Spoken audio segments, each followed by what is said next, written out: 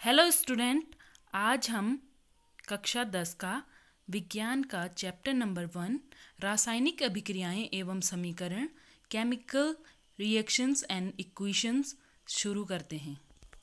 इस रासायनिक अभिक्रियाएं एवं समीकरण चैप्टर में हम इस चैप्टर में पढ़ेंगे रासायनिक अभिक्रिया क्या होती है, रासायनिक अभिक्रिया के अभिलक्षण, किसी रासायनिक अभिक्रिया को कैसे पहचानते हैं, रासायनिक समीकरण, रासायनिक अभिक्रिया को रासायनिक समीकरण के रूप में कैसे व्यक्त किया जाता है और कोई रासायनिक समीकरण को संतुलित कैसे किया जाता है और उसका महत्व क्या है, क्यों हम किसी रासायनिक अभिक्रिया को या रासायनिक समीकरण को संतुलित करते हैं, और रासायनिक अभिक्रियाओं के कितने प्रकार हैं, मेन मुख्य प्रकारों के बारे में पढ़ेंगे, और दैनिक जीवन में जो उपचयन अपचयन अभिक्रियाएं हैं उनके क्या क्या प्रभाव हैं। तो आगे चलते हैं हम। सबसे पहले जो रासायनिक अभिक्रियाएं होती हैं, हम समझते हैं कि रासायनिक अभिक्रियाएं रासायनिक परिवर्तन होते हैं। जब कोई रासायनिक परिवर्तन होता है तो हम कहते हैं कि कोई रासायनिक अभिक्रिया भी है। तो हमने दैनिक जीवन में कई प्रकार के रासायनिक परिवर्तन देखते हैं हम, जैसे दूध से दही का बनना, लोहे पर जंग लगना, भोजन का पकना, कागज का जलना, प्रकाश संश्लेषण की अभिक्रिया, और इनके अलावा भी और कई सारी क्या है रासायनिक परिवर्तन है। तो हम कह सकते हैं कि रासायनिक परिवर्तन हमने कक्षा 9th में पढ़ा है। रासायनिक परिवर्तन और भौतिक परिवर्तन क्या होते हैं, तो यहाँ पर हम रासायनिक परिवर्तन ऐसे परिवर्तन होते हैं, ऐसे बदलाव जिसमें प्रारंभिक वस्तु की प्रकृति और पहचान बदल जाती है। तो हम कह सकते हैं कि रासायनिक अभिक्रिया वह अभिक्रिया या प्रक्रिया जिसमें नए पदार्थ नए गुणों के साथ बनते हैं, इसे हम रासायनिक अभिक्रिया कहते हैं। अब हम एक एक्टिविटी करते हैं, जैसे स्कूल में हम क्या करते हैं, एक मैग्नीशियम रिबन को जब वायु की उपस्थिति में जलाते हैं, वायु मतलब ऑक्सीजन की उपस्थिति में उसे जला देते हैं, तो मैग्नीशियम रिबन एक वाइट फ्लेम के साथ जलता है, सफ़ेद ज्वाला के साथ जलने लगता है और वाइट चूर्ण में, वाइट पाउडर में परिवर्तित हो जाता है। तो हम कह सकते हैं कि यहाँ पर जो मैग्नीशियम रिबन था वो चमकीला पदार्थ होता है सिल्वर कलर का, और वो बाद में सफ़ेद चूर्ण में बदल जाता है यहाँ पर। इसलिए हम कह सकते हैं कि एक रासायनिक परिवर्तन या एक रासायनिक अभिक्रिया हुई है। अब थोड़ा सा जब हम इस प्रैक्टिकल को करेंगे तो हमें कुछ सावधानियां लेनी चाहिए। जैसे हमको जब मैग्नीशियम रिबन को जलाएंगे, इससे पहले हमें इसे सैंड पेपर या रेगमाल से अच्छी तरह से साफ कर लेना चाहिए, क्योंकि मैग्नीशियम एक क्रियाशील धातु है और यह नम वायु की मंद क्रिया से क्षारीय मैग्नीशियम कार्बोनेट की एक परत बना लेती है अपने सतह पर।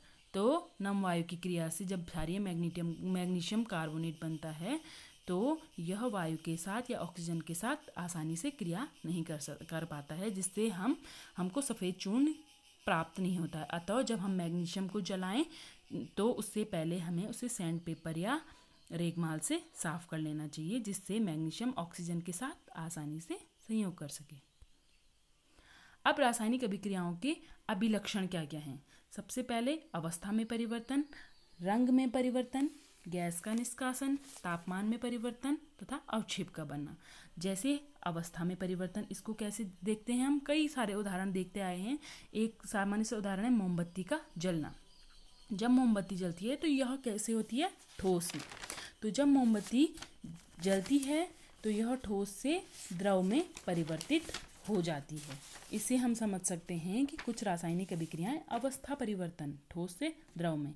तो जल तथा कार्बन डाइऑक्साइड, यहाँ से क्या निकलती है, CO2 निकलती है। तो हम कह सकते हैं कि गैस निष्कासित भी हुई और ठोस से जो सॉलिड फॉर्म थी उससे लिक्विड एंड गैस, तो दो स्टेट में चेंज हो गया, इसलिए अवस्था में परिवर्तन।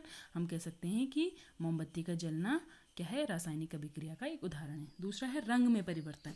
कुछ जो रासायनिक अभिक्रियाएं होती हैं वो रंग परिवर्तन द्वारा दर्शाई या अभिलक्षित होती हैं। जैसे यहाँ पर potassium permanganate KMnO4, potassium permanganate का सूत्र होता है KMnO4।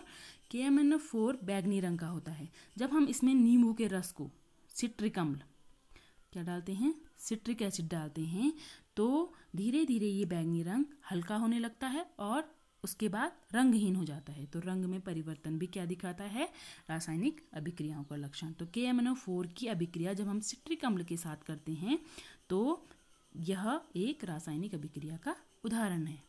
आगे देखो, ताप में परिवर्तन। ताप में परिवर्तन, कुछ रासायनिक अभिक्रियाएं ताप में परिवर्तन द्वारा भी अभिलक्षित होती हैं। जैसे जब हम बिना बुझा हुआ चूना उसकी अभिक्रिया जल से कराते हैं, CaO, बिना बुझा हुआ चूना का सूत्र होता है कैल्शियम ऑक्साइड। इसकी अभिक्रिया जब H2O के साथ होती है तो यह किसमें परिवर्तित हो जाता है, CaOH का होल ट्वाइस, कैल्शियम हाइड्रोक्साइड, बुझा हुआ चूना। तो जब हम बीकर को हाथ लगाएंगे, इस प्रैक्टिकल को जब हम क्या करेंगे, प्रयोगशाला में करेंगे, तो हम बीकर को हाथ लगाएंगे तो हमें बीकर गर्म प्रतीत होता है। इसका मतलब ताप में वृद्धि हुई, अर्थात यह भी एक रासायनिक अभिक्रिया का उदाहरण है। अवक्षेप का बनना, कुछ अभिक्रियाएं जैसे पोटेशियम आयोडाइड की अभिक्रिया जब लेड नाइट्रेट से होती है तो लेड आयोडाइड तथा पोटेशियम नाइट्रेट बनता है। अब जो लेड आयोडाइड है यह एक अवक्षेप के रूप में, पीले अवक्षेप के रूप में प्राप्त होता है। ये दिख रहा है यहाँ पे, पीले अवक्षेप के रूप में प्राप्त होता है।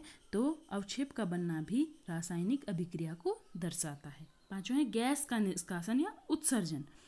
जब हम क्या करते हैं, जिंक की अभिक्रिया एसिड H2SO4 के साथ करते हैं, सल्फ्यूरिक अम्ल के साथ करते हैं। यहाँ पे दिखाया है, जिंक के दानों के ऊपर जब हम क्या डालते हैं, तनो H2SO4 डालते हैं, सल्फ्यूरिक अम्ल, तो तब हाइड्रोजन गैस के बुलबुले निकलते हैं। तो ये गैस निकली, इसका मतलब जिंक की अभिक्रिया सल्फ्यूरिक अम्ल के साथ जिंक सल्फेट और हाइड्रोजन निकलना, यह भी क्या है, एक रासायनिक अभिक्रिया का उदाहरण है। तो इस प्रकार से हम पहचान सकते हैं कि कोई यह एक रासायनिक अभिक्रिया है या नहीं। अब आगे इसके बाद सेकंड पार्ट में हम देखेंगे कि रासायनिक समीकरण किसे कहते हैं और रासायनिक समीकरण को कैसे संतुलित करते हैं। Thank you, have a nice day.